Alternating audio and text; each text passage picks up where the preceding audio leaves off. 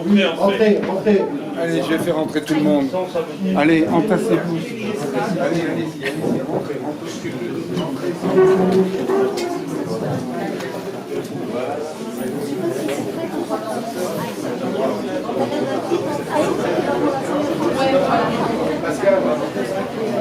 Bien, tout le monde est rentré. Bon, on va pas faire un long discours. Avant de passer à la partie plus festive, boire un verre ensemble, partager, discuter, on va partager un moment, ce moment qui est quand même très important pour nous à Nice. D'abord, pour la suite des opérations. Et ça nous motive énormément d'avoir Jean-Luc Mélenchon avec nous. Et c'est pour ça que je lui passe la parole. Je vais vous dire quelques mots. Bon, installez-vous bien parce que la première heure, on trouve ça va de soi. Et la deuxième, non, on n'applaudit pas. Non, vous êtes bien installés ou pas? Je blague pas. Moi, après, ça me crée une gêne de penser que les autres sont tout mal. Bon, les journées sont longues pour moi comme pour vous. Et on avait un programme très chargé. Cependant, je n'imaginais pas de passer ici à Nice pour les obligations qui m'y font venir, en particulier un entretien de presse assez important demain pour Nice Matin, sans prendre le temps d'une rencontre avec ceux des Insoumis qui auraient du goût à se rassembler avec moi. Merci au GRAC, je l'ai mis au pluriel, et aux autres camarades qui ont pris les initiatives qu'il fallait pour que notre rencontre soit possible. Le temps des meetings et des réunions publiques viendra. Nous n'y sommes pas, même si nous avons tous le sentiment d'une certaine accélération de l'histoire politique depuis quelque temps dans notre pays.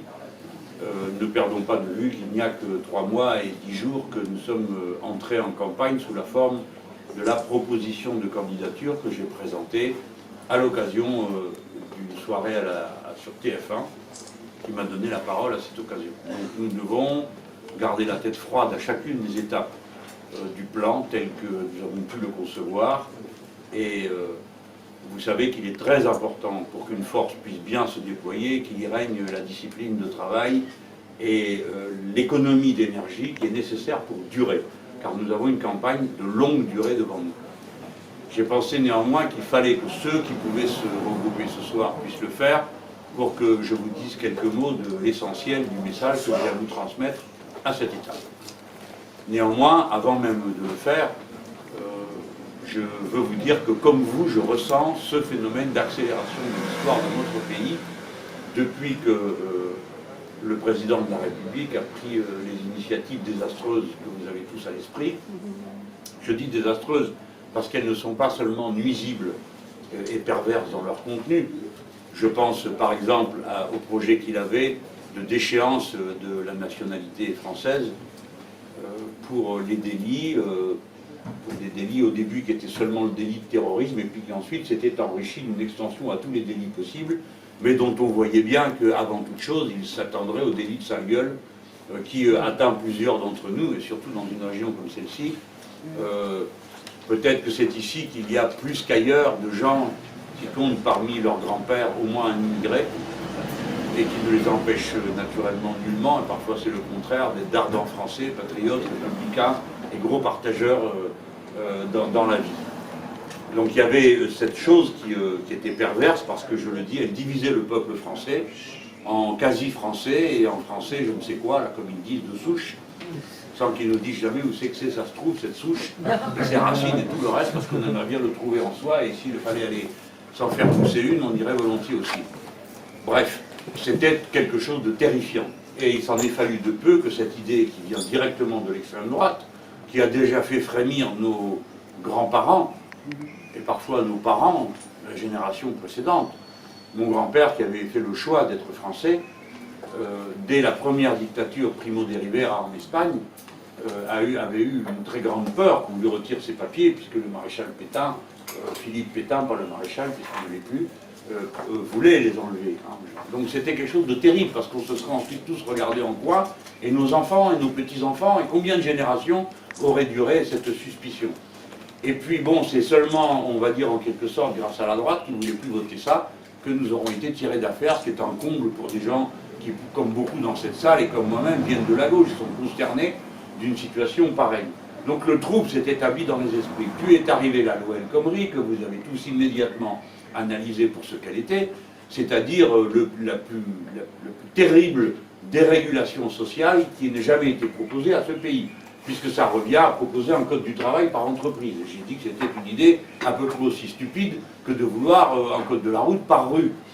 Et dire qu'en facilitant les licenciements, on facilitait l'embauche, j'ai dit, à ce moment-là, il n'y a qu'à augmenter les possibilités de divorce pour favoriser le mariage. Tout ça ne tient pas debout, et ce sont des mots qu'ils ont collés pour seulement faire une concession terrible au CAC 40 et à ceux qui sont nos adversaires, ceux qui sont à l'origine de la financiarisation de l'économie dont nous sommes en train de mourir. Eh bien, tout ça donne une immense agitation sociale dans notre pays, une passion qui a des aspects positifs. Néanmoins, il faut bien le dire, c'est que des milliers, des centaines de milliers de Français se réintéressent aux affaires publiques, que des dizaines de milliers de jeunes se sont mobilisés, chose incroyable, pour défendre le Code du travail. C'est du jamais vu, défendre le Code du travail. Donc on peut dire que la conscience civique, la conscience politique, la conscience sociale, à la faveur de ces terribles ébranlements, va progressant. Et c'est un point d'appui pour nous, il faut le savoir. Naturellement, cette lutte s'étend, il faut qu'elle s'étende, et pour cela, je redis ici devant vous, sachant que ce n'est pas forcément à vous que je m'adresse à cet instant, que la violence n'est bonne en rien pour nous. En rien. La violence est seulement un atout de plus pour nos adversaires. Elle ne sert strictement que le Premier ministre, le ministre de l'Intérieur et François Hollande pour faire passer leurs lois. Car évidemment, ensuite, on ne parle que de la violence. Et il y a bien deux violences. Celle qui, paraît-il, vient de nos rangs, et que, pour ma part, je désapprouve et condamne totalement. Je vous invite à ne jamais y prendre part. Personne ne s'honore à blesser, ou à frapper un policier, ou à le blesser avec une pierre ou autre chose. Personne ne sort grandi d'un tel exercice. Et je veux le dire très clairement. Et deuxièmement, je condamne absolument et formellement la méthode d'usage de la police dans notre pays à l'occasion de ces manifestations. Parce qu'elle est utilisée pour créer des violences, pour créer des incidents. Mais nous devons, nous, avoir toujours présent à l'esprit que nous ne devons pas nous en prendre à ceux qui obéissent. Mes amis, je nous demande tous d'y réfléchir. Que serait une troupe qui n'obéirait plus à ses chefs, mais qui ferait en quelque sorte sa propre vendetta personnelle? Ce ne serait plus la République. Et donc on attend des policiers comme des militaires qu'ils servent et qu'ils obéissent. Et par conséquent, ce n'est pas à eux que doivent s'adresser nos reproches, mais à ceux qui décident, commandent et organisent l'utilisation de cette force. Prendre des paquets de gens dans la nasse, les bombarder de lacrymo, faire éclater au milieu des grenades de désencerclement, provoquant des blessés à chaque manifestation, tirant à tir tendu des grenades lacrymogènes, ce qui est formellement interdit par le règlement et par la décision d'usage de cette arme. Hein. Le ministre de l'Intérieur n'a pas trouvé 5 minutes pour dire qu'il recommandait de respecter strictement le code d'éthique de la police. Et on ne t'y fait pas des tirs tendus. Parce qu'un tir tendu, c'est à coup sûr quelqu'un qui est blessé. N'est-ce pas? Et il n'y a pas besoin de faire de tirs tendus pour envoyer des lacrymos si jamais l'usage des lacrymogènes est nécessaire à une étape de la manifestation. Donc nous devons être tout à fait clairs dans notre condamnation de la violence. Et nous ne pouvons pas la mettre sur le même plan. J'en profite pour vous le dire. Ce n'est pas la même chose, même si elle est désastreuse. La violence qui nous nuit venant de certains manifestants, on va mettre des guillemets, que celle qui est provoquée dans les forces de l'ordre. Parce que les forces de l'ordre, elles ont la cocarde tricolore. Elles agissent au nom de la République. Elles agissent au nom du peuple. Et elles sont donc tenues à un professionnalisme total. Et le professionnalisme du maintien de l'ordre, c'est justement que ça ne dégénère pas en bataille rangée. Et nous devons rappeler ces règles-là pour faire à chaque étape de notre lutte preuve de discernement, d'intelligence, de compréhension de ce qui nous arrive. Ne pas nous laisser emporter par les passions qui aveuglent et désorganisent nos rangs. Alors, une fois ça posé, vous savez que nous allons continuer en allant à la rencontre d'événements qui vont être de plus en plus importants. Dans toute l'Europe, l'extrême droite est en train de marquer des points. Et la gauche, décimée par l'orientation social-démocrate, qui est devenue tout simplement une orientation libérale, a déjà été rayée de la carte dans plusieurs pays ou au contraire, c'est l'extrême droite qui l'emporte sur tous les autres. Il n'y a plus un seul député de gauche en Pologne. Nous sommes quasiment rayés de la carte en Hongrie et dans toute une série de pays de l'ancien camp de l'Est. Quant à l'ancien camp de l'Ouest, je m'excuse de faire référence à de tels partages, mais enfin, ils sont significatifs, vous le savez comme moi, eh bien la situation n'est pas florissante. La social-démocratie s'est disqualifiée dans le mécanisme des grandes coalitions, elle a disparu de la Grèce, elle est au Danemark décimée, où si je vous parle du Danemark, c'était un cœur de la social-démocratie, elle est en Allemagne perdue de réputation dans la grande coalition avec Mme Merkel, et vous ne devez jamais oublier que si Mme Merkel est arrivée au pouvoir, c'est parce que la social-démocratie, sous M. Schröder, a refusé de faire alliance avec nos camarades de Die Linke, car il y avait une majorité pour qu'il y ait un gouvernement de gauche. Et à l'époque, dans les 4 points qu'avait mis en avant Die Linke, il y avait juste le salaire minimum qui, entre-temps, a été appliqué, devinez par qui, par Mme Merkel. On voit la honte de cette formation politique qui, de toute façon, est condamnée à être rayée de la carte, parce que ce qu'elle fait, ce n'est qu'une variante de la politique des libéraux, et les peuples, les uns après les autres, le comprennent. Mais ces mauvaises nouvelles ne doivent pas nous faire perdre de vue celles qui pourraient être bonnes. En Espagne, nos camarades de Podemos ont fait la jonction avec le groupe Izquierda Unida qui rassemblait autrefois l'équivalent du Front de gauche et qui, petit à petit, s'est éteint pour les mêmes raisons que le Front de gauche s'est éteint en France, parce qu'il n'a pas su faire autre chose qu'un cartel de partis. Mais c'est une alliance qui est extrêmement prometteuse. Et les élections auront lieu en juin. Nous y aurons naturellement des observateurs très attentifs présents sur le terrain pour bien comprendre chacune des étapes de la lutte, ô combien difficile, que mènent nos amis dans ce pays et nos camarades. Je dis camarades, j'espère que je ne choque pas trop de monde dans la salle. Bon, on va dire nos amis, comme ça on mettra tout le monde d'accord. Alors, ça c'est en juin. Mais ce ne sera pas, c'est pas le seul événement politique sur lequel vous devez garder les yeux tournés. Vous avez tout le continent latino-américain qui est en phase d'agression par les États-Unis d'Amérique et leurs marionnettes locales. Nous venons de subir un coup d'État à froid au Brésil, c'est très important, c'est plus de 100 millions de personnes qui sont là. Je dis à froid parce que pour l'instant on ne nous a pas tiré dessus encore. Mais c'est une poignée de corrompus des différents partis qui ont réussi à expulser de la présidence Dilma Rousseff parce que leur intention était évidemment qu'à l'ouverture des Jeux Olympiques, on ne voit pas des visages qui pourraient donner des idées au reste du monde, n'est-ce pas ?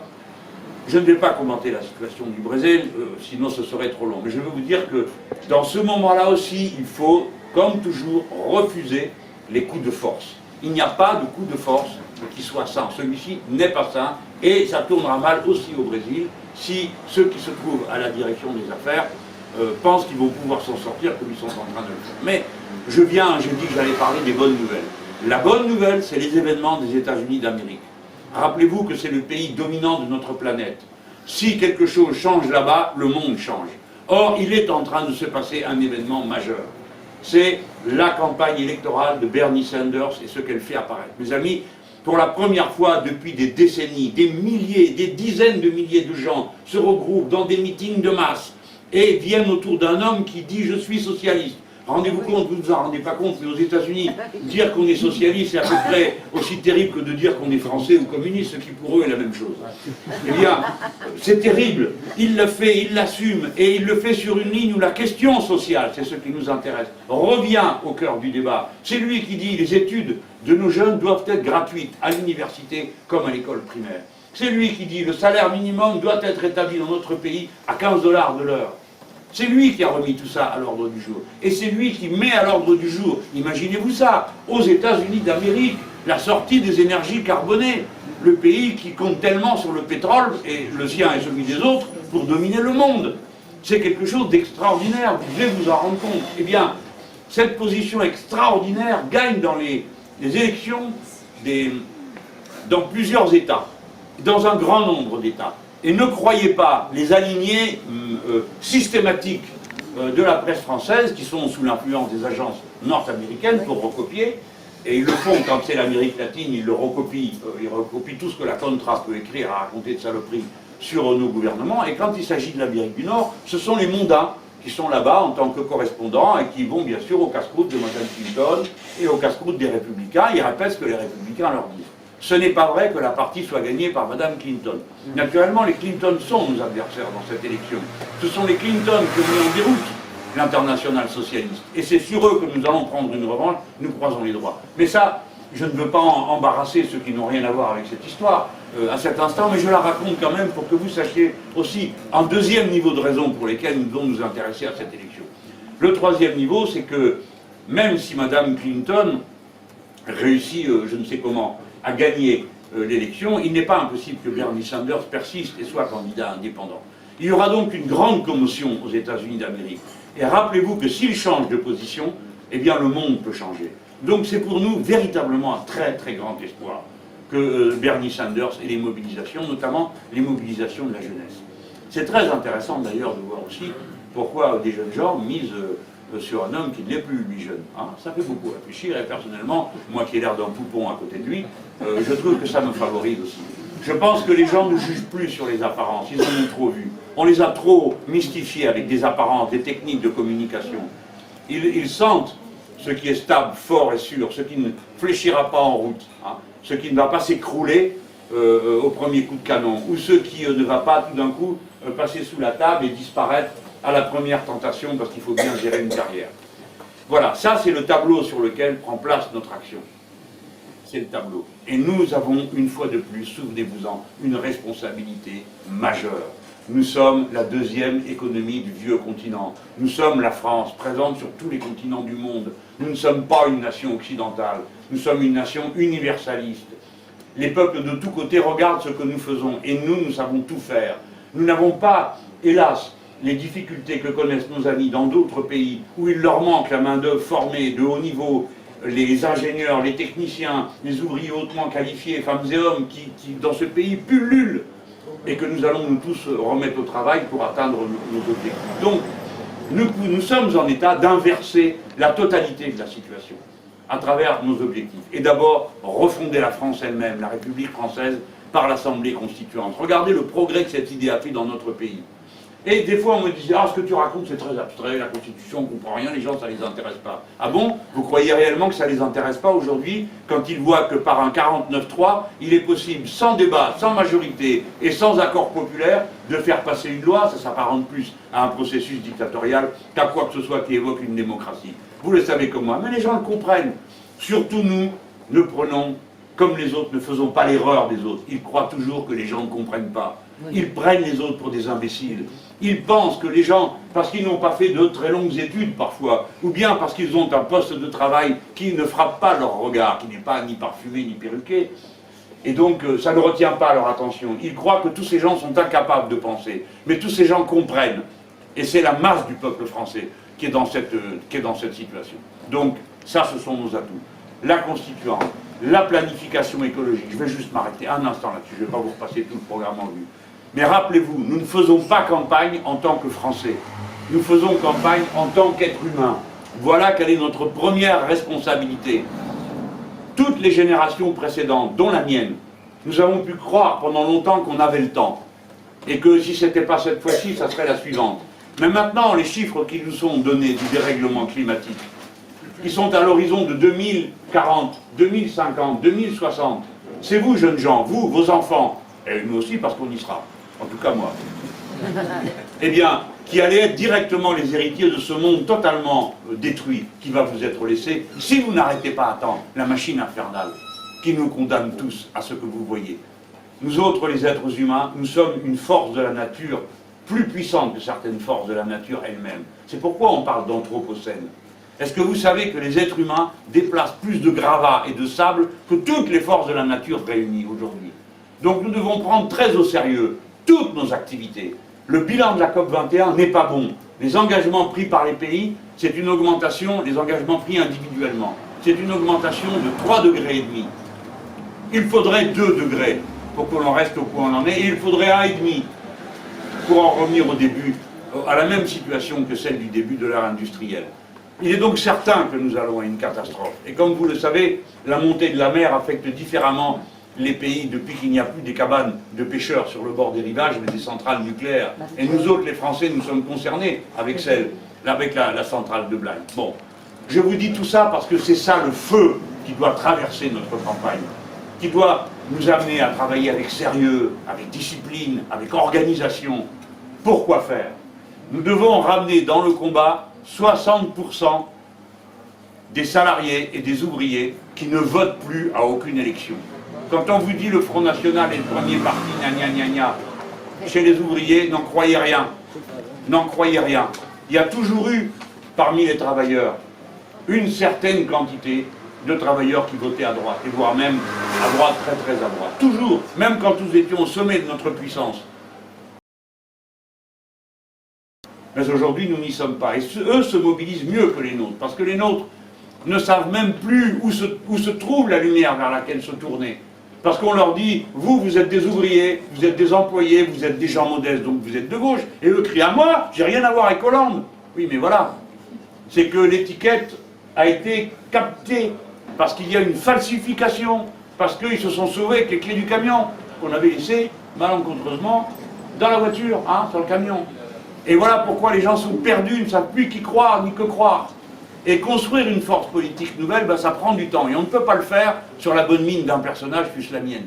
C'est sur des idées qu'il faut mettre en commun et que les gens finissent par porter parce qu'ils ont compris, et ils ont compris pourquoi c'est absolument nécessaire. Notre tâche consiste à faire comprendre et à faire avancer les idées. Donc voilà, mes amis, pourquoi nous partons de très loin. Cette campagne va être folle, vous allez voir.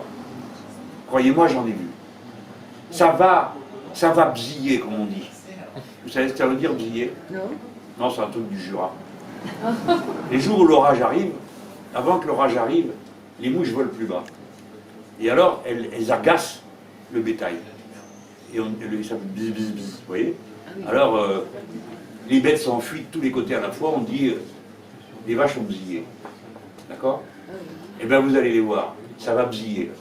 Parce que le système sent qu'il est à bout de souffle. Et il invente des personnages qui, évidemment, vont ensuite percer comme des baudruches. Vous avez un Macron pour l'instant, après vous aurez je ne sais pas qui.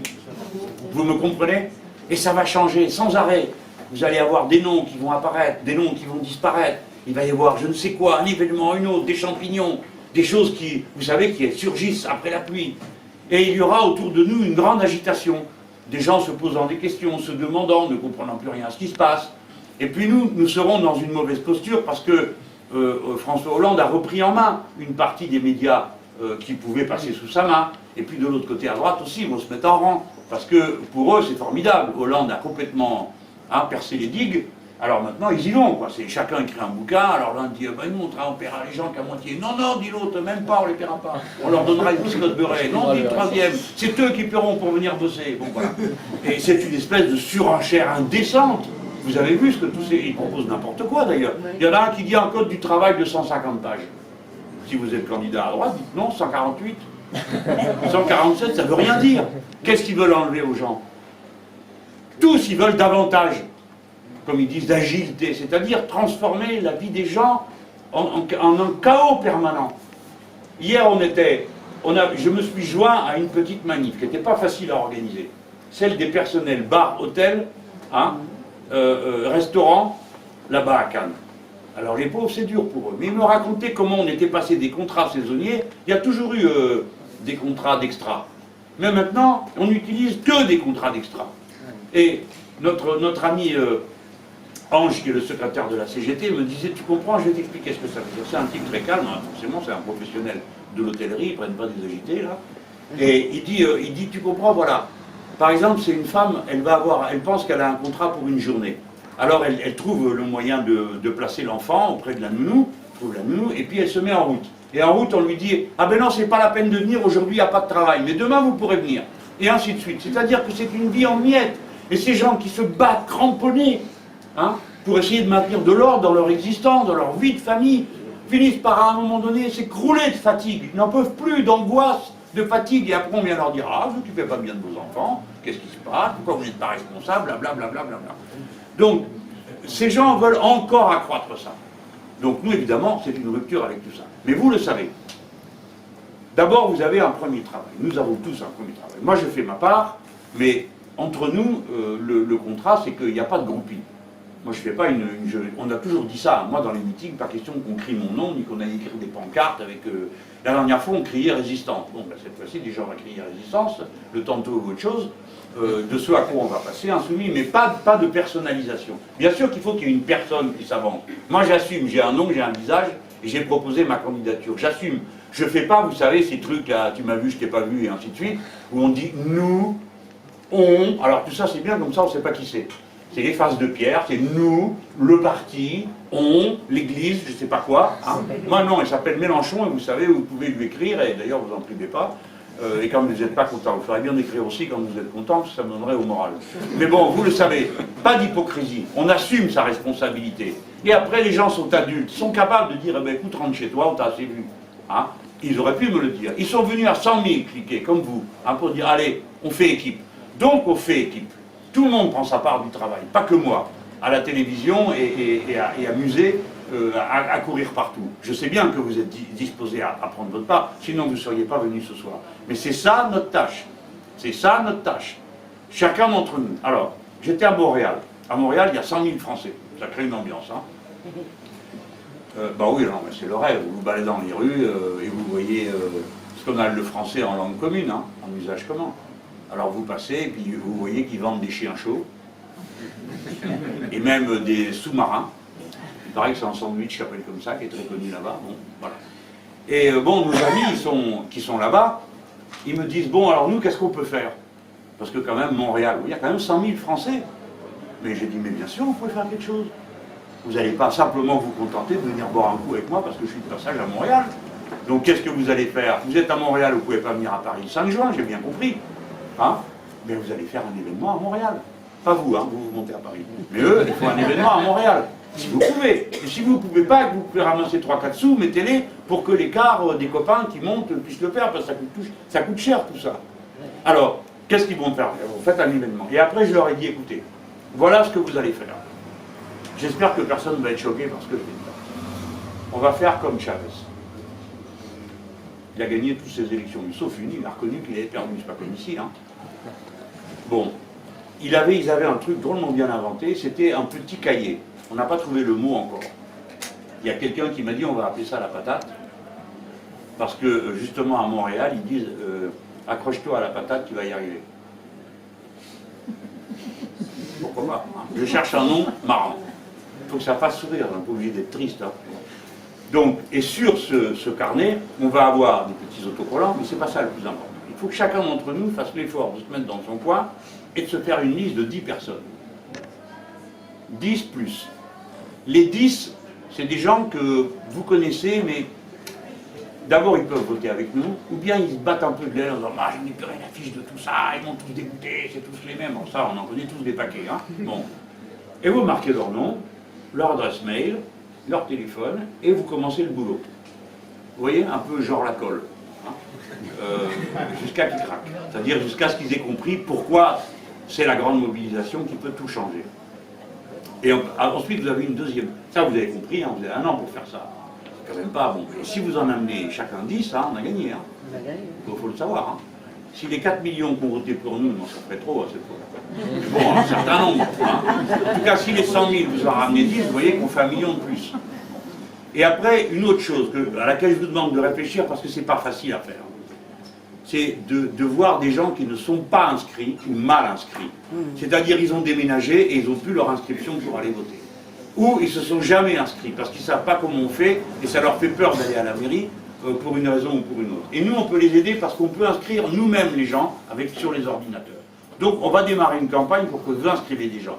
Parce que, mes amis, la première tâche qui est la nôtre, c'est de ramener les gens à la démocratie et à la politique. On n'a rien à gagner à des gens qui disent j'en ai plus rien à faire, je m'en fous, faites ce que vous voulez, etc. Parce que ça, c'est laisser le pouvoir aux autres pour toujours. Nous autres, il faut qu'on leur fasse comprendre qu'il y a de l'urgence. Toutes celles que je vous ai évoquées, plus une autre. Dans l'année 2017, le président que vous aurez, ou la présidente que vous aurez, vous autres, les gens, c'est moi avec vous, et tout le monde, il va avoir à régler au moins 2 très grandes questions. Premièrement, le TAFTA. C'est-à-dire l'accord avec les États-Unis d'Amérique. Ils sont en train de mettre les bouchées doubles, parce qu'ils aimeraient bien arriver à signer ce truc-là avant la fin du mandat d'Obama. Mais aux États-Unis, déjà, il y a une grosse résistance déjà contre ces traités de libre-échange. Et en Europe, les gens n'ont pas encore bien compris ce qu'il y avait là-dedans. Mais il faut les comprendre. Moi, j'ai commencé à faire campagne au début, parce que je l'ai repéré tout de suite, cette histoire. En 2009, j'étais tout seul à mettre ça dans son programme des Européens. Je vous ai saoulé pendant la campagne de 2012 à vous parler de ça. vous verrez qu'à la fin, ça aura encore un autre nom. Les gens sont perdus, hein, perdus, ils n'y comprennent plus rien. Donc ça, c'est la grande question qui va être posée. Un pays comme la France peut bloquer TAFTA. TAFTA, c'est pas seulement la ruine garantie pour d'innombrables activités économiques du vieux continent et des Français en particulier, mais c'est surtout la reconnaissance du fait que les grandes compagnies et les grands fonds d'investissement sont dorénavant hors la loi. Puisque, dans la mesure où ils sont multinationaux, ils pourront demander à arbitrer leurs conflits avec les États ou entre eux devant des tribunaux spéciaux. Ça veut dire que ces gens-là ne relèveront plus jamais de la loi des États dans lesquels ils exercent leurs activités. Et ça, pour nous, ben, c'est la fin de la démocratie, parce que ça ne sert plus à rien de voter des lois, puisque ces gens-là, ce n'est pas appliqué à eux. Et je vais vous dire le pire, c'est que certaines lois, on n'osera même pas les proposer à cause des procès auxquels on devra s'attendre de la part des grandes firmes. Il y a des petits pays qui ne pourront même plus faire des lois d'appropriation collective s'il se trouve que par hasard, je dis appropriation collective, je pense à un petit pays, s'il se trouve que par hasard un gouvernement quelconque a reconnu une concession minière ou une concession pour des matières premières à une grande compagnie. Parce qu'à ce moment-là, la grande compagnie viendra et dira « Vous avez changé la loi, donc vous m'avez privé tant de milliards de bénéfices que je comptais faire, vous me devez un dédommagement. » C'est ce qu'ils ont déjà fait à un certain nombre d'États, et même des grands États. Et des fois, vous avez des compagnies assez sordides pour changer de pays. Il y a une compagnie canadienne qui a été s'installer, se faire enregistrer aux États-Unis pour pouvoir faire un procès au gouvernement canadien lui-même sur la question des gaz de schiste, puisque le gouvernement a suspendu l'autorisation d'en profiter, de faire l'exploitation. Et vous avez une autre compagnie qui a pris un procès à l'Australie, parce que l'Australie a voté une loi anti-tabac. Vous vous rendez compte, c'est une loi pour la santé publique. Eh bien, ils lui font un procès et demandent des milliards de dédommagement. Et une autre compagnie a fait un procès au gouvernement allemand parce qu'ils ont décidé d'arrêter le nucléaire. Voilà, mes amis, je ne suis pas en train d'évoquer devant vous des épouvantails sans consistance qu'on agisterait par... Nous sommes à un tournant de la civilisation humaine, aussi bien dans la manière de produire et de consommer que dans le cadre juridique que nous allons mettre en place. Première chose. Deuxième chose, c'est qu'il y a un nouveau traité européen qui est en train de s'écrire. Vous, si vous suivez mon blog, vous savez que j'ai lancé l'alerte. Et vous avez vu déjà les gros malins qui font, dans le genre Macron ou Sapin, pas le genre de gars qu'on s'imagine qu'ils aient des idées, qui ont dit « Ah ben nous on a réfléchi, ça serait bien s'il y avait un nouveau traité, disent-ils, comme s'ils venaient de trouver ça en se levant le matin. » Ils font des ballons d'essai pour voir comment les gens réagissent. Bon. Et comment les responsables politiques réagissent. Il va y avoir un nouveau traité. Ça, c'est les deux choses pour lesquelles vous ne pouvez pas confier votre sort à n'importe qui. Dites-le aux gens. Alors peut-être que moi, j'ai un caractère de chien, il paraît. C'est très facile de caricaturer un homme qui a du caractère. Dans tous les pays du monde, c'est ce qu'ils font à tous les leaders, comme moi.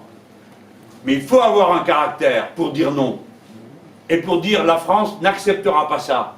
Parce que nous sommes 18% de l'économie européenne. Nous ne sommes pas comme nos malheureux camarades et amis grecs qui est 2% de l'économie européenne. Nous sommes une grande puissance. On ne peut pas faire les choses contre nous. Mais pour ça, il faut ne pas avoir peur, il faut être sûr de ce que l'on veut faire. Il faut se sentir responsable de l'avenir de sa patrie et pas simplement être un personnage de passage qui attend de savoir s'il a des bons sondages et s'il va avoir des bonnes élections intermédiaires pour ensuite faire des conférences une fois qu'il sera passé à la retraite, qui est le maximum de l'imagination des responsables que nous avons. Il faut que nous allions à affirmer pour que le peuple s'en mêle, qu'il va falloir tenir tête. Et on ne peut pas tenir tête si on n'a pas un peuple mobilisé derrière soi. Ça, c'est notre tâche à tous. Donc nous, on ne fait pas une campagne électorale, on fait une campagne d'insurrection civique. Donc nous organisons des forces. Et la caractéristique de ces forces, c'est qu'elles doivent être conscientes. Pas de groupies. Des gens conscients, éduqués, qui comprennent. Après, les groupies peuvent venir s'ils veulent. Mais il y a besoin qu'on ait un noyau stable, sûr, qui sait où il va et qui sait sur qui compter. Parce que si nous l'emportons, quand on vous dira « Allez mes amis, maintenant nous allons nous mettre en mouvement pour ceci ou cela », vous ne serez pas les deux pieds dans le même soulier à nous regarder à dire « Bon, croyez que c'est toi qui s'en occupais ». Je vous raconte tout ça, pourquoi? Parce que je l'ai vécu déjà une fois, il y en a quelques-uns dans la salle qui ont déjà connu ça comme moi. Quand j'étais jeune homme, on avait de grandes attentes du programme commun. Encore une fois, si tout le monde n'était pas de la partie, c'est pas grave, hein, mais je vous raconte la vie en quelque sorte. Eh bien, on a gagné, et ensuite on l'a appliqué. Mais tout venait d'en haut, on attendait. Et quand l'adversaire a décidé de commencer à nous frapper, eh ben on attendait. Alors on a eu 4 dévaluations, on a eu un contrôle d'échange, on a eu un emprunt forcé, on attendait. Pas de mobilisation populaire, rien du tout. Les gens ne se sont pas impliqués dans le changement. C'est ça notre erreur. C'est ça notre erreur. Alors on ne va pas la refaire. Et c'est pourquoi il faut s'y prendre à l'avance. Quand j'ai parlé avec tous nos amis qui dirigent des gouvernements, à chaque fois c'est la même angoisse. Est-ce que le peuple est en mouvement? Est-ce qu'il participe ou pas? Voilà pourquoi dans des pays on a beaucoup voté. Et je vous dis, si nous gagnons, on votera beaucoup. Et chaque fois qu'il y aura une difficulté, on n'essaiera pas de trouver des entourloupes. Genre, pendant la durée de la 5e République, avant qu'on passe à la 6e, nous avons un 49.3, ou nous avons un 44.1, et ainsi de suite. Il y a toutes sortes de choses dans la Constitution qui permettent de ne pas voter dans les assemblées, et ainsi de suite. Non, c'est pas ça qu'on fera. On demandera le contraire. On demandera l'avis du grand nombre, on demandera l'avis du peuple. Qu'est-ce que vous en pensez? Vous êtes d'accord pour que je retire la signature de la France du traité sur lequel M. Hollande s'est accordé avec les autres? Je suis bien embêté d'aller le dire à Mme Merkel, mais je vais lui dire. Qu'est-ce que vous en pensez? Oui, non. Vous êtes d'accord avec moi? C'est oui. Et on le fait avec un mandat du peuple, avec la force de notre peuple qui a compris. Ou bien si vous dites non, très bien, je rentre à la maison. Moi, je ne suis pas un tyran. Je ne suis pas un menteur comme Sarkozy. Le peuple français a dit oui, il a dit non, il a dit oui en fait. Ou comme Hollande, je vais rectifier les traités, et puis à la fin, c'est le contraire qui se passe. Quelles sont nos chances raisonnables? Bon, là, on arrête la télé. Sinon, ils vont croire que je suis devenu fou et prétentieux. Ne croyez pas ce que vous voyez. C'est beaucoup plus mouvant que ce qu'on vous donne à voir. D'abord, la première chose, vous pouvez avoir un doute. Est-ce que Mme Le Pen sera au deuxième tour? Dites tous oui, parce que sinon, vous vous lancez dans des... Mais la vérité, c'est qu'on n'en sait rien. Vu que la dernière fois, en 2011, aussi, ils annonçaient qu'elle sera au deuxième tour, et il n'y a pas été. Vous le croyez que c'est elle qui a fait 8 points de moins que prévu, moi qui en ai fait quand même 8 de plus, et c'est à moi qu'on dit que j'ai obtenu un résultat désolant, ou je ne sais pas quoi, et l'autre, non. Enfin bref. On ne peut pas attendre des compliments, hein, parce que sinon on ne fait rien. Mais, vas-y, assieds-toi, camarade. Je vous avais dit, la deuxième heure, c'est long. Alors, qu'est-ce qui va se passer?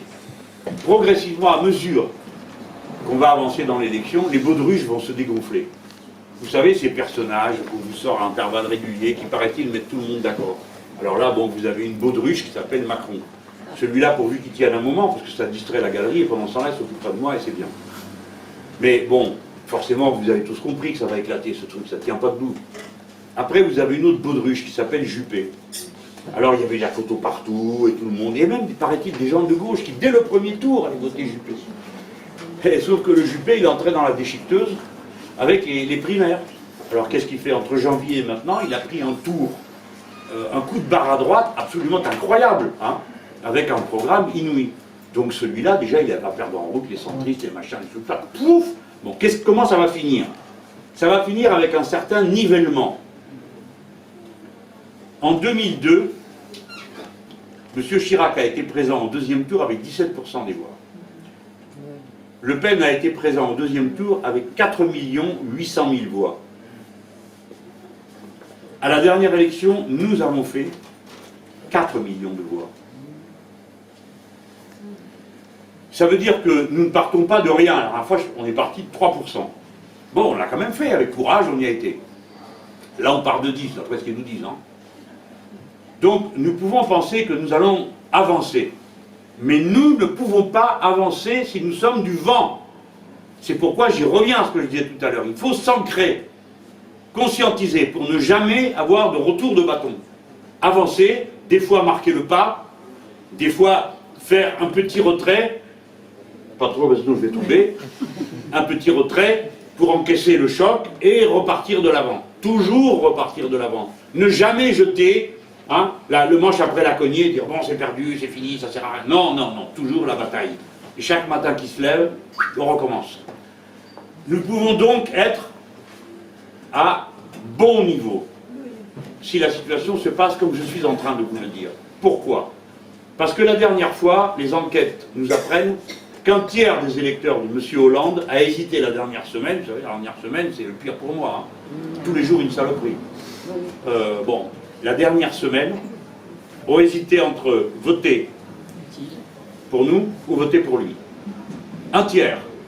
Si ce tiers avait été intégralement de notre côté, c'est moi qui étais au deuxième tour, pas lui. Donc, on va être dans un profil de cette nature. Ce qui se passe maintenant, là, et qui pose un peu problème, ça vous paraît incroyable, c'est presque des problèmes de riches. C'est que les deux courbes sont en train de se croiser. Alors des fois, ils m'inventent un autre candidat qu'ils mettent là au milieu. Alors bon, je ne sais pas pourquoi faire, bon, mais peu importe, moi je vois bien ce qui se passe. Les sondages, nous n'y croyons pas comme instrument de connaissance, mais nous savons que c'est un instrument de conviction. Hein. Et s'ils affichent ça, on le voit bien autour de nous quand même. Moi je vois bien qu'en ce moment, l'accueil est favorable partout, que nous sommes un peu portés, que les groupes d'appui se forment partout. Bon, si c'était la dèche, il n'y aurait pas tout ça. Vous n'auriez pas pu en si peu de temps vous retrouver là comme ça ce soir. On voit bien qu'on est en partie porté. Les circonstances nous servent, puisqu'elles conscientisent les gens. Donc, moi je ne crois pas que ce soit exagéré. Mais en attendant que ce soit exagéré ou pas, le jour où on vous annonce que les courbes se sont croisées, notre campagne elle change de tête. Moi je pensais que ça se produirait en février de l'année prochaine. Pas en mai de cette année. Alors j'en suis dans cette situation bizarre de me dire pas trop vite, parce qu'après, bah, ça va créer une situation qu'il va falloir bien gérer. Hein. Voilà. Tout ça, c'est des éléments de tactique. Vous pouvez me faire confiance, la tête est bonne, et jusqu'à présent, je ne me suis pas trop, dans la part de tâches qui me revenait, je ne me suis pas trop planté. On est sorti du bois au bon moment. Il y avait un risque, hein, que les gens disaient, qu'est-ce que tu prends celui-là, tout d'un coup, comme ça, comme si c'était une partie de plaisir d'être candidat, que formidable, la notoriété et tout. Il faut quand même que vous sachiez que vous n'avez plus de vie à partir de là. Hein. Quand vous faites ça, c'est terminé. Bon, je ne vais pas me plaindre, j'ai choisi ce que je faisais et j'en suis fier. Mais vous devez savoir qu'il y a eu de la réflexion pendant plusieurs heures, pendant plusieurs jours, pour savoir comment on s'y prenait, comment on faisait. Finalement, à part, hélas, je ne sais pas pourquoi, le Parti communiste, sa direction qui m'a beaucoup critiqué, le reste, ils se sont dit, bon, c'est lui, on ne fait pas attention. C'est surtout pas, il ne faut pas faire avec l'adversaire ou avec des gens comme moi. C'est dit, il ne fait pas attention, je suis d'accord. Pendant ce temps-là, on avance. Hein. 1, 2, 3, soleil, vous connaissez. Voilà, on a fait 1, 2, 3, soleil, il se retourne, terminé. Ça y est, on est dans la place. Bon, voilà la perspective. Je termine un peu par des calculs électoraux, je vous en demande pardon, mais je peux le faire que quand je suis devant une petite salle comme ça et dire aux amis, parce que vous avez une tâche, ici c'est une terre de mission, hein. Je le sais. Hein. Bon, vu, vous prenez une cuillère, vous prenez un bout de sable, 30% de fachos. N'importe où. Bon, mais attendez, on est quand même... Maintenant, j'ai quand même regardé aussi l'étude sociologique des gens. Et c'est ici, les gens, ils sont comme tout le monde, non? On dira pas ce qu'il y a dans leur tête. Pour le reste, socialement, c'est quand même pas un département peuplé de milliardaires. Hein, bon, non. Donc, il y a des cœurs à gagner, il y a des gens à convaincre. Alors bon, ils sont tous racistes. Bah, il faut les racister. Il faut leur expliquer que c'est de la bêtise. Ils ne vont pas tous le comprendre. Bah, on se contentera de ceux qu'on aura convaincus. On ne peut pas les avoir tous d'un coup, mais il faut faire le travail. Il faut faire le travail un par un en disant, mais attends, tu te trompes de colère, tu te trompes de... Tu n'es pas au courant, tu te fais avoir. Quoi. Bon, les gens, quand même, ils s'aglambergent. Hein. Voilà. Donc, vous êtes en terre de mission pour nous. Il faut, mon dernier conseil, c'est brassez-vous bien. C'est-à-dire, on ne demande à personne la carte avant d'entrer. Hein, ni rien. On ne demande rien du tout. Ceux qui veulent se joindre à nous sont les bienvenus. Et si la fois d'avant, ils n'ont pas voté comme certains d'entre nous, c'est pas grave. Ce qui compte, c'est ce qu'on fait maintenant. Hein. Notre projet, c'est pas de rassembler des étiquettes de gauche, c'est de fédérer le peuple. C'est pas pareil. C'est pas la même activité. Hein. Donc fédérer le peuple, ça veut dire qu'on permet à chaque personne d'entrer de plein pied dans un programme partagé entre nous tous. Pas à condition que tu aies la carte du parti, à condition que la dernière fois tu aies bien voté, à condition que... Bon, tout ça, non. Deuxièmement, tâchez de faire, je sais qu'il y a toujours beaucoup de plaisir à se sentir fort. Hein. Plusieurs copains m'ont dit, il ne faut pas que tu rêves, on aime être ensemble. Et parce que moi, je plaide pour les groupes d'appui de petit nombre, pour que vous copiniez. C'est ça qui donne de la force. C'est que quand on copine, à 3 ou à 4, on se voit, on se revoit, on boit le canon, on prépare la sortie, on a fait la liste des gens qu'on va voir. Bien sûr, de temps à autre, il faut qu'on se sente fort. Alors on fait des meetings, des réunions publiques, ou même on se retrouve comme là. Hein. Mais il faut, si vous voulez vraiment vous ancrer, il faut que vous fassiez des petits groupes, pour que ça soit efficace. Ça sera notre principale arme. Mes amis, moi, quoi qu'on fasse, on va emprunter une montagne d'argent, on va ramasser beaucoup d'argent, on va essayer de retarder le moment où on empruntera beaucoup. Hein. Mais c'est des sommes dont vous n'avez pas idée. Dans ce pays, la démocratie, ça coûte un fric fou. Par exemple, vous louez une salle, bah, vous êtes assommé. Assommé. Quand on a fait une réunion porte de Versailles à la fin de la campagne, j'ai honte de vous dire ce que ça a coûté. 80 000 €. La salle, toute nue, avant qu'on ait mis quoi que ce soit dedans. D'accord? Donc, on ne peut pas nous multiplier les choses comme ça. Et on ne pourra pas avoir l'argent. Les autres, ils en avaient tellement qu'ils ont oublié qu'il y avait une limite. Hein. La preuve, maintenant, ils vont aller en taule à cause de ça. C'est bien, bon, bon. Je ne veux pas les juger d'avance, c'est pas mes affaires. Mais c'est pour dire, on n'est pas dans la même logique. Mais en même temps, bon, on a besoin de cet argent. Il y a des camarades qui me disent, bon, ben on n'a qu'à faire ça, comment on fait? Il faut quand même qu'on ait des... Il y a des camarades qui vont travailler dans cette affaire, il y a des amis qui vont donner tout leur savoir-faire, il y en a plein qui donnent des choses gratuites, ça sera valorisé. C'est-à-dire que vous qui êtes, toi par exemple, tu fais des traductions, et ben c'est valorisé, même si tu ne reçois pas un centime pour ça. C'est valorisé, pendant la page, c'est comme ça. Alors c'est compté dans le budget de campagne. Si on me prête ce soir une salle et qu'elle ne coûte rien, eh bien ça sera quand même valorisé. Dans la campagne, on dira, vous avez, puisqu'elle vaut tant sur le marché, ça vous coûtera tant. Et puis il y a les gens qui travaillent réellement. C'est une organisation incroyable qu'il faut mettre sur pied. Alors on a appris la dernière fois, on n'avait jamais fait avant, jamais. Moi je suis comme vous, faut pas croire que je suis né candidat.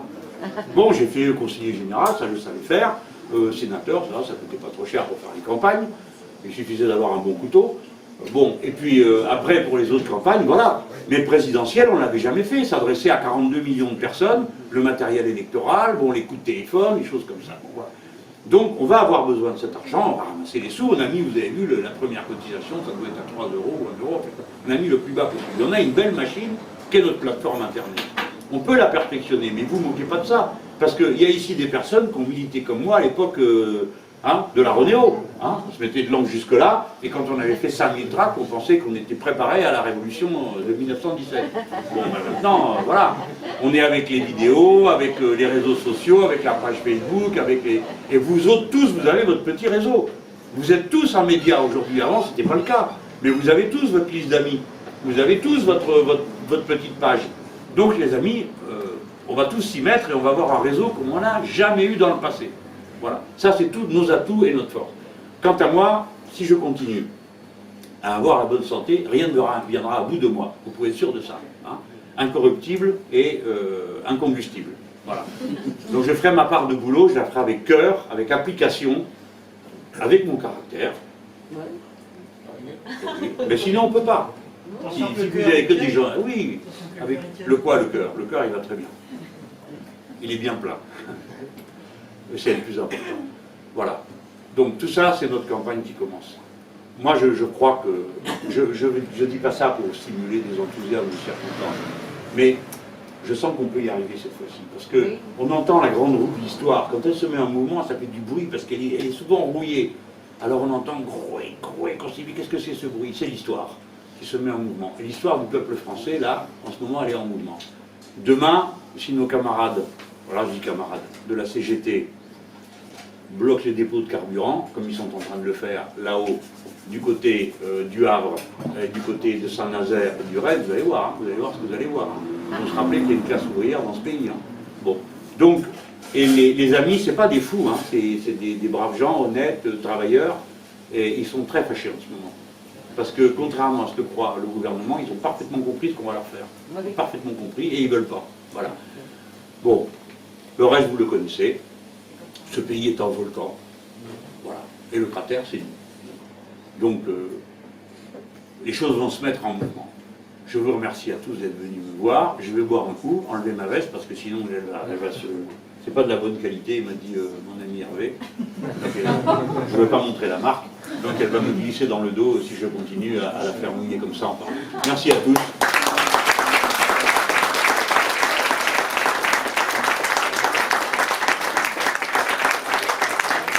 Merci Jean-Luc.